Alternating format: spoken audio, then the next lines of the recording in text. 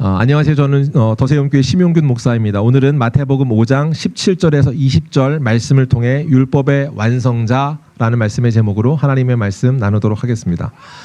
여러분 살아가면서 오해를 받았던 경험 있으십니까? 살아가면서 오해를 받았던 것, 여러분이 받았을 때 참 내가 마음 아팠던 오해 있었다면 어떤 게 있었을까요? 또 한 가지 생각해 보면 여러분은 살면서 그때는 내가 왜 그렇게 오해했지라고 하면서 아쉬운 마음이 크게 왔던 내가 오해했던 경험은 없으신가요? 사람은 누구나 오해를 합니다. 왜냐하면 스스로 나도 나를 오해하기 때문이기도 하지요. 무슨 말인고 하니 오해라고 하는 것과 이해라고 하는 차이가 잘못된 그릇된 팩트가 아닌 것으로 이해하는 게 오해라고 하더라고요. 제가요 시를 하나 가지고 왔는데 한번 들어보세요. 시가 조금 철학적입니다. 잘 새겨 들으셔야 이해가 될 만한 시더라고요. 들어보세요. 이해란 가장 잘한 오해이고 오해란 가장 적나라한 이해다. 너는 나를 이해하는구나 라는 말은 내가 원하는 내 모습으로 나를 잘 오해해 준다는 뜻이며 너는 나를 오해하는구나 라는 말은 내가 보여주지 않고자 했던 내 속을 어떻게 그렇게 꿰뚫어 보았느냐 하는 것에 다름 아니다. 이 시의 제목이 이해와 오해입니다. 그리고 김소연님의 시인데요. 어떠세요? 이게 이해와 오해라고 하는 것에 대한 철학적이면서도 심오하면서도 공감이 가는 부분이 있었습니다. 사람이 살아가는 데 있어서 오해를 한다는 것이 결코 내가 판단하는 기준 안에서의 오해이잖아요. 그리고 내가 이해하는 것 또한 나라는 기준인데 오늘 성경에서도 예수 그리스도 그분을 향한 오해와 잘못된 이해로 바뀌어지는 과정이 오늘 성경에 그려져 있습니다. 오늘 성경에 살펴볼 내용으로 시작하는 내용은 이렇습니다. 첫 번째 말씀이 뭐라고 말하냐면 율법이나 선지자를 폐하러 온 줄로 생각하지 말라라고 하면서 예수님께서 자기를 항변하듯 말씀하는 장면입니다. 그 말을 통해서 우리가 알 수 있는 것은 무엇이에요? 이걸 통해서 우리가 생각해 볼 수 있는 것들을 제가 두 가지 살펴볼 건데 먼저 앞서서 이 말씀은 굉장히 중요한 뼈대와 같은 말씀입니다. 지금 우리는 산상수훈의 말씀을 살펴보고 있습니다. 산상수훈에 있어서 산상수훈의 말씀이 우리의 말씀이 되기 위해 진리와 같은 약간은 조금 더 딱딱할 수 있습니다. 그러나 우리가 건강한 사랑 성도로 자라나기 위해서 교리적인 부분과 또 우리 뼈대가 되는 말씀들을 알아야 되는데 어쩌면 그 말씀을 여기에 심어놓은 것 같다라는 느낌이 들어요. 그리고 그렇게 이해해야 하는 부분들이 분명히 있는데 조금 어렵지만 이 말씀을 한번 깊게 상고해보고 살펴보면 좋겠습니다. 중요한 가교 역할을 하는 이 말씀인데 저는 두 가지 먼저 한번 성경을 통해 생각해 볼 게 있다 했습니다. 첫 번째 뭐냐면 율법이냐 선지자를 폐하러 온 것이 아니다라고 했습니다. 그러려면 알아야 되는데 율법이나 선지자라고 하는 게 무엇인가라는 이야기입니다. 율법이나 선지자라고 하는 것은 구약 성경에 기록된 표현에서도 그 말씀을 신약에서 표현할 때 구약에 관한 전체를 의미하는 바로 사용되는데요. 대표적으로 한번 생각해 보시면 되는데 예수님께서 엠마오로 내려가는 제자들과 함께 대화하고 만나서 풀어줬던 말씀에 대한 성경의 기록이 있습니다. 그게 어디 있냐면 누가복음 24장에 나오는데 24장 47절에 뭐라고 하냐면 엠마오로 내려가는 두 제자들에게 하신 말씀으로 이렇게 말해요. 이에 모세와 모든 선지자의 글을 시작하여 모든 성경에 쓴 바 자기에 관한 것을 자세히 설명하셨다라고 했습니다. 그러니까 지금 앞에 말한 모세의 글이라고 하는 것이 대표적으로 말하는 모세 오경을 상징하고 또 율법이라고 하는 것에 대표되는 성경입니다. 그리고 선지자의 글이라고 말했고 그걸 통칭하여 뭐라고 말해요? 모든 성경에 쓴 바라고 말했습니다. 그 당시 예수님이 계실 때 모든 성경은 뭘까요? 맞습니다, 지사님. 감사합니다. 구약 성경, 구약 성경이죠. 구약 이렇게 말씀해 주셨는데, 구약 성경입니다. 맞습니다. 구약 성경이죠. 구약 성경에 관한 말인데 이게 뭐냐면 지금 구약 성경을 통해서 예수 그리스도께서 구주 되심의 기록이 나와 있었는데 그것들을 풀어 가르쳐 주셨다라는 것을 지금 말씀해 주셨죠. 그러니까 지금 율법과 선지자의 말이라고 하는 것은 구약에 나와 있는 하나님의 뜻, 하나님께서 계시하고자 하셨던 메시지에 대한 전체 묶음 같은 말씀을 말하고 있는 겁니다. 구약을 통한 관통하고 있는 주의 교훈과 명령에 대한 메시지 그게 있는데 그들에 대한 그것을 폐하러 왔다라는 말을 하고 있습니다. 무슨 말이냐면 구약의 전통과 성경에 관한 이야기 하나님의 교훈들이 있는 것을 예수님 오셔서 폐한다, 닫아버린다, 뒤집어버린다 라고 생각하고 있는 사람들이 있었다는 겁니다. 그러니까 내가 그렇지 않아 라고 말하는 거죠. 그 사람들은 왜 그런 오해와 생각들을 갖고 있었을까? 예수님께서요 실제로 이제 안식일에 관해서 논쟁하기 논쟁하는 그 장면이 나오는데 이건 사실 순서상으로 보면 예수님께서 제자들을 부르시기도 전입니다. 우리가 성경으로 기록하는 성경 중에 사복음서에 제일 먼저 기록했다라는 성경은 마태, 마가, 누가, 요한 중에 마가복음이 아마 순서상 제일 처음 기록된 성경이라고 알고 있습니다. 근데 마가복음에 보면 순서상으로 모든 것이 기록된 건 아니지만 논리적으로 시기의 상황을 염두하여 쓴 것이라고 보는데, 자, 첫 번째 보면 무슨 말이냐? 제자를 부르는 건 3장 후반에 나오거든요. 제자를 직접 불러서 12제자를 세우는 과정이 나오는데 그에 앞서 2장과 3장에 안식일에 관한 논쟁이 있었습니다. 무슨 말이요? 2장에 보면 안식일에 대한 논쟁을 어떻게 하냐면 밀 자르는 것, 이삭 자르는 것들을 이야기하고 있어요. 예수님의 제자들이 밀밭 사이를 거닐다가 그곳에서 이삭을 잘랐다라고 돼요. 마가복음에는 그 성경에서의 기록은 뭐라고 말하냐면 그것을 잘라서 기를 냈다라고 표현하지만 병행 구절인 마태복음으로 가면 12장에 나오는데 잘라서 먹었다라는 얘기를 합니다. 그러니까 궁극적으로 말한 건 뭐냐면 안식일에 그걸 취해서 먹은 건데 그것에 대한 논쟁이 있었어요. 왜냐하면 그들은 안식일에 일을 하면 안 되는데 지금 노동을 한 거잖아요. 밀을 까서 먹게 되는 일을 한 거. 우리가 잘 아는 것처럼 한국 교회에도 또 고신 측은 지금도 그러는지는 그런 교회들이 많이 있는 걸로 아는데 주일에는 일을 하면 안 되기 때문에 토요일 모든 걸 다 준비해 놓는 것, 그 안식일을 온전히 지키는 것이라고 생각하는 그 믿음의 고백으로 그렇게 행동했던 것들이었겠죠. 아마도 그랬을 겁니다. 그런 상황이었기 때문에 그들이 보기에 지금 옳지 않은 행동으로 지적하고 있는 겁니다.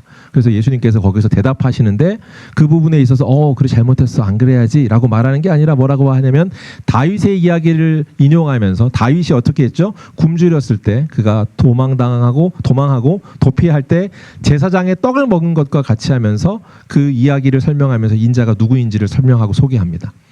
그게 이제 2장에 나오는 이야기고, 또한 3장으로 가면 안식일에 손 마른 자를 고치십니다. 그리고 그것을 보고 사람들이 이제 광분하기 시작하죠. 안식일에 또 일을 했단 말이야. 이렇게 되면서 예수님이 타겟팅이 되어 있던 상황이었다. 그러니까 우리가 잘 알 수 있는 건 뭐예요? 그 부분이 등장하자마자 율법에서 말하는 것들을 어기면서 자기가 고집하는 것들로 행동하고 있는 태도 때문에 불안했던 겁니다. 그래서 웅성웅성 그들이 그런 생각들과 그런 말들이 나오고 있다는 걸 예수님도 아셨다라는 거죠. 그래서 예수님이 말씀하시는 거예요. 너희가 생각하는 것, 그 율법이라고 하는 것, 안식일을 지킨다, 이렇게 해야 된다라고 하는 내용들을 내가 폐하러 온 것이 아니다라고 말하고 있습니다. 자, 그에 대한 답변으로 지금 설명하고 있고 말씀하는 게 17절인데 17절 말씀 한번 같이 읽어볼까요? 같이 읽겠습니다. 시작. 내가 율법이나 폐하러 온 것이 아니요 완전하게 하려 함이라. 답변은 뭐냐면 폐하러 온 거 아니다. 그리고 뭐라고 해요? 완전하게 하려 함이다 했습니다. 완전하게 한다는 건 그럼 뭘까? 이게 동사로 되어 있는 단어인데 헬라어 플레로사이라는 단어를 썼더라고요. 이 단어의 용례를 보니까 문자적으로 보면 딱 하나로 이제 요약할 수 있는데 채우다라는 의미입니다. 채우다라는 말은 뭐냐면 내가 폐하는 것, 없애려고 온 것, 닫아버리려고 온 것이 아니라 채우기 위해 왔다라고 말했어요. 채운다는 말은 뭘까? 기독교 교부 중에 황금의 입이라고 불리는 사람이 있는데 크리소스톰이라는 사람이 황금의 입이라고 부릅니다. 왜 황금의 입이라고 부르냐면 말을 엄청 잘해요. 그래서 그가 하는 설교가 아마 그렇게 교부들 중에서도 아주 우리가 잘 익숙하게 우리가 유명한 명언들을 많이 했던 분인데 그분이 이 부분을 주석하면서 채우다라는 말을 어떻게 해석했냐면 두 가지로 설명했는데 율법이나 선지자를 폐하는 것이 아니라 채운다라는 말은 첫 번째 채우는 것이며 동시에 끌어내는 것이다 이렇게 설명했습니다. 끌어내는 것이고 채운다라는 말이 뭔가 제가 한번 그걸 다시 한번 설명해 볼게요. 플레로사이라는 말의 의미에 채운다와 끌어낸다라는 말이 무엇인가 하면 감춰져 있는 것을 다시금 끌어내는 거거든요. 그리고 부족한 부분을 완성한다는 의미로 채운다는 의미라는 거예요. 감춰있는 부분을 끌어낸다는 게 뭘까? 첫 번째 한번 생각해 볼게요. 이 율법은요 교리적인 가르침입니다. 그죠? 그 율법에는 교리적인 가르침, 율법이라고 하는 성격이 갖고 있는 것이 있는데 그 교리적인 가르침을 통해서 그가 하나님께서 주고자 하셨던 의도가 있는데 그것을 완성하는 겁니다. 무슨 말이냐면 계시를 하신 거예요. 하나님의 뜻이 무엇인지를 율법을 통해서 하나님의 뜻은 이런 거야. 이렇게 이루길 원해라고 하는 것을 글로 되어져 있는 성경을 통해서 가르쳐 주시고 하나님의 뜻을 보여주셨습니다. 그렇죠? 그런데 그 보여주심에 대한 것들이 원래는 그 율법 속에 이미 드러나 있지만 사람들이 그것에 대해서 온전히 이해하지 못해요. 온전히 이해하지 못하기 때문에 그 의미가 뭐고 그 의도가 뭔지를 밝혀내는 것, 감춰 있는 것을 끄집어내는 것, 밝혀주는 것을 하시는 분로 오셨습니다. 후에 나오는데 이제 오늘 성경이 끝나고 뒤에 가면 뒤에 뭐 어떤 내용들이 나오냐면 살인하지 말라부터 이렇게 순서대로 나옵니다. 그죠? 살인하지 말라라고 했을 때 그 명령이 우리가 유대인 청년이 지난번에 한번 또 설교할 때도 나눴는데 율법에서 뭐라고 하더냐 뭐 이렇게 얘기합니다. 근데 그건 내가 어렸을 때부터 지켰습니다라고 했지만 본질상 그 사람은 그 어렸을 때부터 지켰습니다는 말을 하는 것은 그 문자적인 것들의 행위들을 지켰지만 그 이면에 이미 율법에도 그걸 말하고 있는데 그걸 못 지키고 있어서라고 말씀하고 가르쳐 주세요. 무슨 말이에요? 그들이 결코 말하고 있는 내용을 충실하게 담아내지 못하는 수준이었다라고 말하는 겁니다. 무슨 말이냐면 지금 이 말이 갖고 있는 본의가 있는데 그 본의에 숨어 있는 그것들을 다 완성하지 못하고 따라가지 못하는 수준이었다. 그것들이 증명되어져 있는 성경의 사건이었었습니다. 자, 그래서 그것들을 밝혀내는 과정으로서 지금 알려주고 있는데 두 번째로 무언가를 얘기하고 있냐면 구약 성경이 갖고 있는 성격 중에 하나는 예언적 성격이 있습니다. 그죠? 근데 예언적 성격이 갖고 있는 것 하나님께서 구속자적으로 그들을 구원하시는 걸 어떻게 할 것인지 구약 성경에 예언되어 있는 것이죠. 그러나 그 예언되어 있는 예표로 되어 있습니다. 그리고 방금 말한 미완의 요소로서 어떤 상징적인 것들로 되어 있다면 예수 그리스도께서 오심으로 그건 뭐예요? 상징이 아니라 실제가 되셨습니다. 내가 온 것을 그래서 채운다라고 하는 부분, 완성한다라는 의미를 말하는 것은 그런 거죠. 채우는 것이고 완성하는 것이다. 윤리적인 교훈과 도덕을 담고 있죠. 윤리적 교훈과 도덕에 대해서도 그분이 실제로서 그분이 지켜서 어떻게 그것을 이뤄내는지를 보여주십니다. 그래서 어떻게 하시냐면 율법을 벗어나지 않습니다. 율법 아래에 거하며 율법 아래 그 안에서 그 질서 가운데 그분이 어떻게 그것을 지켜내는 것인지 그것을 성취하는 것인지 사람이 할 수 없는 수준의 그 삶을 그분이 이 땅에 오셔서 미완의 요소를 완전히 살아 구원의 계획을 이루시는 분이셨다. 그것이 아까 말한 것처럼 그분이 내가 이곳에 채우러 왔다라고 하는 것에 대한 의미가 될 것입니다. 자, 그 부분에 대한 의미를 잘 설명한 게 18절인데 보세요. 18절 말씀 볼까요? 같이 읽겠습니다. 시작. 진실로 너에게 이르노니 천지가 없어지기 전에는 율법의 1.1획도 결코 없어지지 아니하고 다 이루리라. 자, 뭐라고 말하냐면 여기서 제게 이렇게 표현해요. 천지가 어떻게 해요? 없어지기 전에는 이라고 말했습니다. 1.1획도 없어지지 않고 천지가 없어지기 전까지 그것들이 다 성취된다는 말인데 천지가 없어진다는 말은 뭘까? 우리 성경에 이미 기록되어 있는 말씀에 계시록의 말씀에 이렇습니다. 또 내가 새 하늘과 새 땅을 보니 처음 하늘과 처음 땅이 없어졌고 바다도 다시 있지 않더라. 하나님께서 그분이 재림하실 때 일어날 일이에요. 이 땅이요 온전히 다 새로워집니다. 처음 우리가 알고 있는 이 땅과 하늘이 없어지는 거죠. 그리고 새로운 상태의 곳으로 변모되어지고 그곳을 우리가 살게 됩니다. 예수 그리스도 재림의 때 일어날 일입니다. 다시 오실 때 일어날 일인데 지금 이 말은 그럼 무슨 말이냐면 내가 다시 오는 그날까지 이 성경에 성취하겠다고 하는 내용들이 담겨져 있는데 그 모든 내용이 1.1획도 그것도 어김없이 다 성취된다라는 거죠. 성경의 기록에 되어 있는 건 점과 획 그렇게 글자 하나하나 그 구성 하나까지도 온전하게 다 이루어진다는 것을 말씀하고 있는 것. 율법의 1.1획도 결코 없어지지 않고 이룬다는 말씀을 통해서 가르쳐주는 건 뭐예요? 성경이 하나님의 기록된 말씀으로 그대로 성취된다는 걸 믿습니다. 우리가 믿는 믿음 안에 우리는 이런 믿음을 갖습니다. 우리가 신앙적으로 갖고 있는 건 성경의 것들을 우리가 이해할 수 있는 범위인데 이해할 수 있는 범위로 이것이 이루어진다라고 믿는 것이 아니라 말씀이 쓰여 있는 그대로 성취된다고 믿습니다. 할렐루야, 아멘. 믿습니까?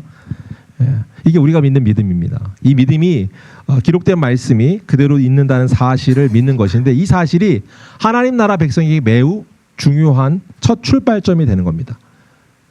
그러지 않으면 작은 것 하나라도 아까 뒤에 나오는데 사람들이 어떻게 생각하면 내가 하고자 하는 것은 지키지만 작은 것 하나라도 그것을 어기면 작은 자라고 표현하잖아요. 그 말이 무슨 말이냐면 스스로 성경에 원하는 것들과 그렇지 않은 것들을 구별하여 그 사람들이 취사 선택하게 되는 것들을 말하는 거거든요.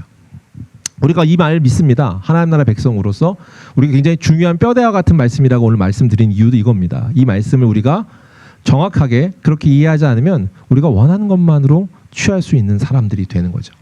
말씀 보실까요? 쉬운 성경으로 제가 가져왔는데 5장 19절인데요. 이건 같이 한번 읽어볼까요? 같이 읽겠습니다. 시작. 그러므로 누구든지 이 계명 가운데 작은 것 하나라도 어기거나 다른 사람 그렇게 하라고 가르치는 사람은 하늘나라에서 가장 작게 될 것이다.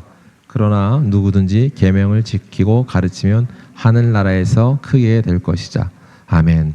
자, 보세요. 말씀을 뭐라고 하냐면 작은 것 하나라도 어기거나, 또 작은 것 하나라도 어기거나라는 말을 통해서 말씀하고 있어요. 작은 것 하나라도 어긴다는 것은 성경에 기록되어 있는 것 중에 그렇지 않은 것과 또 우리가 믿어도 되는, 내가 취할 수 있는 것과 취하지 않는 것을 구별하고 있는 것에 대한 모습을 나타나고 있는 건데, 그렇게 하면 된다 안 된다? 안 된다라는 걸 말하고 있습니다. 근데 여기서 또 오해가 생겨요. 뭐라고 말하냐면 작은 것 하나를 취하는 것, 작은 것 하나라도 어기는 것, 이게 뭐냐면 어긴 사람은 가서 천국에서 어떻게 돼요? 작게 될 것이다 라고 했고, 또 그 모든 걸 어기지 않고 작은 것 하나라도 어기지 않고 지키는 사람은 어떻게 돼요? 크게 될 것이라고 했습니다. 그럼 이렇게 오해를 하는데, 그러면 가기는 가는데, 천국에 가긴 가는데 작은 거 하나를 어긴 사람들은 가서는 이게 작은 걸 취하는 거고, 다 이룬 사람은 어떻게 돼요? 천국에 가서 모든 걸 다 취하는 것, 큰 자가 되는 것, 모든 걸 다 누리는 사람인 것처럼 됩니다. 이게 맞는 말일까요? 이게 고민을 하시면 안 되는데, 우리 지난주에 한번 나눈 적이 있는데, 천국에서의 그 우리가 갖고 있는 가치에 대한 것들을 차등을 두질 않습니다. 그러니까 다시 말해, 이 율법에 대한 것들뿐만 아니라 하나님의 말씀이 온전히 아닌 자기 것으로 이해한 사람과 아닌 사람을 비교하려고 해서 이렇게 말하고 있는 거지, 그 사람이 정확하게 지키지 않지만 조금 몇 개 했어도 가서 작은 자로 살 거야 라고 하는 여지를 두기 위해서 이 말을 둔 말은 아닙니다. 약간 어려운 표정이신데, 한번 제가 설명해 볼게요. 뭐라고 말하냐면, 크다 작다라고 말하는 것에 말하는 내용을 생각해 보시면, 지난주에 말씀했잖아요. 만약에 지난주는 뭐 어떤 얘기였냐면, 우리가 갖고 있는 보물을 땅이 아니라 하늘에 쌓아두라고 했습니다. 그죠? 땅이 아니라 하늘에 쌓아두는 방법 중에 하나를 우리가 어떻게 오해하냐면, 이 땅에서 열심히 살면, 하나님 말씀대로 무언가를 열심히 행위를 하면 하늘에 그만큼 쌓이게 되고, 여기서 구제하고 헌금하는 것들을 열심히 하면 하늘에 그게 쌓인다라고 생각했는데, 그렇게 되면 어떤 사람만 천국에 가서 그 보물이 쌓여 있는 상태로 가게 될까요? 라고 질문했습니다. 어떤 사람이 간다고요? 부자만 천국에 보물이 쌓이는 거예요. 그죠? 이 땅에서 우리가 구제하고 하라고 하는 것들 할 수 있는 사람은 그런 사람밖에 없으니까. 그냥 말이 그 성경에서의 물질에 관한 것들을 우리가 이 땅에 이해를 갖고 있기 때문에 그런 오해를 갖는 거지, 천국에서는 물질이 부족하지 않기 때문에 누가 더 있거나 덜 있거나 하는 개념의 물질적인 보물이라는 것들로 이해할 수는 없는 거라고 설명을 했었습니다. 그죠? 마찬가지로 그렇기 때문에 오늘 성경에서 말하고 있는 것처럼 작은 자나 큰 자가 될 거라는 부분에 대한 것은 비교하는 겁니다. 뭘 비교하는 거냐면, 하나라도 어기면 그대로 하는 것이 아니다라는 것을 극명하게 드러내기 위한 겁니다. 그러니까 여기에서의 강조점이 뭐예요? 하나라도 어기면 그것을 취할 수 없다에 대한, 다시 말해 내가 하나님의 나라의 백성이라면 하나도 어기지 않는 온전히 그것을 받아들이는 믿음이 있어야 한다라는 것을 가르쳐주고 강조하고 설명하는 겁니다. 그게 하나님 나라예요. 지금 하나님 나라에 대한 설명을 하기 위해서 4장에 개국 선포식을 하고 5장부터 하나님 나라 이런 곳이야 라고 지금 설명하고 있는 거잖아요. 마찬가지로 하나님 나라가 이 땅에 임해서 하나님 나라 백성이 이 땅을 살 때도 어떤 거예요? 가감하지 않고 하나님 말씀을 그대로 믿는 것으로 너희를 부르고 초대했어 라는 거죠. 그 초대 가운데 여러분과 저희가 이 앞에 있습니다. 그래서 이 말이 결국 1.1획도 하나님의 말씀이 다 이루어진다는 것을 믿느냐, 그러므로 빼지 않는 것이다 라고 가르쳐 주셨습니다. 이런 믿음을 저와 여러분 천국 백성으로 초대된 저희가 가져야 될 신앙이라고 믿습니다. 할렐루야. 그런 믿음 가운데 반응하는 거, 여기에 예시가, 비교가, 이 구체적 예시가 그렇다고 하는 근거가 있는데 20절을 보면 더 명확해집니다. 20절 한번 볼까요? 같이 한번 보겠습니다. 같이 있습니다. 시작. 내가 너희에게 이르노니 의가 서기관과 바리새인보다 낫지 못하면 결국 천국에 들어가지 못하리라. 자, 보세요. 바리새인이 어떤 사람이었나요? 바리새인을 지금 비교하고 있는 거예요. 바리새인을 비교할 때 앞에서 바리새인이 천국에 못 들어가는, 아까 말한 작은 거 잘하고 하고, 하나님 나라 백성은 그러면 안 돼, 그보다 나아야 돼, 그래야 천국이 들어가고 더 큰 거야 라고 지금 비교하고 그 다음 설명을 하잖아요. 바리새인은 어떤 사람인가 생각해보면 이해가 쉬운데, 바리새인은 율법으로 보나 그것들이 있는데 감춰지지 않은, 아까 예수님이 오신 게 뭐라고 했어요? 드러내는 것이고 또 그 채우는 거라고 했잖아요. 아까 말한 본디 그 말씀의 의미를 갖고 있는, 드러내 이미 주어졌으나 그 가운데 그것이 삶 가운데 적용되고 있지 않는 사람들한테 그걸 드러내 보여주는 것, 이 말씀이 이런 거야라고 하는 걸 가르쳐 주는 것, 그것과는 무관한 것으로 사는 사람들이 바리새인들이었습니다. 이 말이 바리새인들이 뭔가에 대한 것들을 적용해보고 이해해오면 훨씬 도움이 될 것 같아요. 보세요. 그들보다 나아야 된다라고 하는데 바리새인은 사실 근데 율법이라고 하는 것을 잘 지키는 사람들이었죠. 누구보다 율법의 학자로서 율법에 가는 걸 잘 이해하고 있는 사람들이었다고 했습니다. 여러분 율법을 잘 지키기 위해서 그들이 이제 율법을 그러면 어떻게 정의하고 정리할까라고 했다고 했었어요. 작년 말인가 한번 나눈 적이 있었는데 혹시 기억하시는 분이 있는지 모르겠지만 유대인들이 정한 율법의 개수가 있었습니다. 몇 개를 지켜야 된다라고 했는데 혹시 숫자를 기억하시는 분 있을까요? 얼추 기억하는 거 맞습니다. 365가 하나 있었습니다. 365가 있었고 또요. 이 두 개가 합쳐져서 되는 거거든요. 왠지 모르게 다 외울 것 같은데 예. 제가 이제 빌드업하기 쉽게 해주려고 했는데 248이었습니다. 248은 뭐냐면 올라가는 거잖아요. 그러니까 이 올라가는 것처럼 더 많아지니까 지켜야 될 명령으로 248개가 있고요. 지키지 말아, 그러니까 어기면 안 되는 그럼 어기면 안 되는 걸로 하루에 하나씩을 꼭 기억해야 되는 걸로 해서 몇 개요? 365개가 있다 했습니다. 365개와 그러니까 금령이 있었고 248개의 행해야 될 법령이 있었는데 법령과 금령을 합치니까 613개다 뭐 이랬습니다. 이게 중요한 건 아닌데 이게 너무 심각한 분위기여서 그런데 중요한 건 아닙니다. 그들이 이제 그렇다고 믿었습니다. 그죠? 그럴 만큼 그들이 그럼 어떻게 해야 열심히 사는 거예요? 도덕적으로 정말 열심히 살고 애쓰면서 살았던 거. 그래야지 자기들이 이제 천국에 간다고 믿었고 천국에 보물이 쌓인다고 믿는 사람들이니까 그렇게 열심히 살았을 거 아니에요. 지금으로 치면 우리가 정해진 열심으로 충성하고 섬기는 사람들이었을 겁니다. 그런데 밖에서 볼 때 우리 사람의 시선으로 보면 우리는 그게 진심인지 아닌지를 구별할 수 있는 실력이 없습니다. 그죠? 그런데 하나님이 분명한 것은 그걸 구별할 수 있는 하나님이시고 하나님이 그걸 보고 그들을 지적하세요. 바리새인들이 하면 나쁜 사람이라고 우리가 갔는 데는 성경에 너무 많이 그들에 대한 지적 사항들이 있기 때문이에요. 실제로 언급을 하니까요. 바리새인을 대해서 예수님께서 말씀하시는 거 누가복음 16장 15절 이렇게 말하세요. 예수께서 이르시되 너희는 사람 앞에서 스스로 옳다는 자들이나 너희 마음을 하나님께서 아시나니 사람 중에 높임을 받는 그것은 하나님 앞에 미움을 받는 것이니라. 이렇게 얘기했어요. 이 사람들이 어떤 마음 가운데 있어요? 이 앞에는 막 그들이 재물에 대한 욕심이 많은 자다 이렇게 해서 바리새인을 지적하시고 이 말을 하고 있거든요. 바리새인들이라고 하는 그들에 대한 정체성을 하나님이 말씀하시는 내용은 뭐예요? 그 사람들이 마음 가운데 있는 건 뭐예요? 사람에게 인정받고 싶은 욕구가 있는 사람들이다 이겁니다. 사람에게 인정받고 싶어하는 마음이 있는데 하나님은 아신다라는 거고 그리고 가르쳐주고 비교해줘요. 행위로서 무언가를 하지만 진짜 하나님을 사랑하는 사람은 그 본의 내면에 있는 것들까지도 따라가고 애쓰고 그걸 지키려고 하는 사람이 되겠죠. 그렇지 않고 그냥 그것들을 형식적으로 할 때 내가 존중받고 존경받고 싶은 마음으로 그 자리에 있는 사람은 당연 차이가 날 겁니다. 오늘 그 말을 지금 하고 있는 겁니다. 그럼 질문을 드립니다. 오늘 하나님 나라 백성은 어떤 사람입니까? 사람에게 인정받는 사람인가? 하나님께 인정받는 사람인가? 이 질문을 지금 하고 있는 것이죠. 여러분은 누구에게 인정받길 또 인정받고 있습니까? 이 질문. 사람 중에 높임을 받는 것을 너무 기뻐합니다. 마태복음에서도 동일하게 그 사람들을 말하는데 세리는 어떻게 하냐면 회당에서 높은 자리에 앉으려고 하고 높임 받아서 또 그것을 칭송받기를 원하는 랍비라 칭함을 받는 자를 원한다라고 이제 그들을 지적해요. 그들이 말하는 건 뭐예요?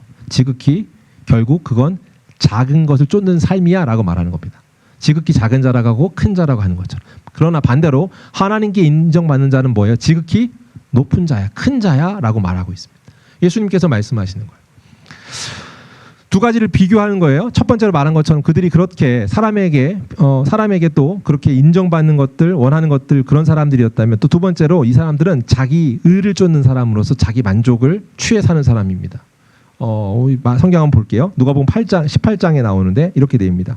두 사람이 기도하러 올라갔던 장면에 있습니다. 누가 올라갔어요? 바리새인과 하나는 누가 올라갔죠? 세리가 올라갔죠. 세리가 올라갔는데 바리새인이 기도할 때 뭐라고 기도하냐면 막 비교해서 기도합니다. 어떻게 비교해서 기도해요?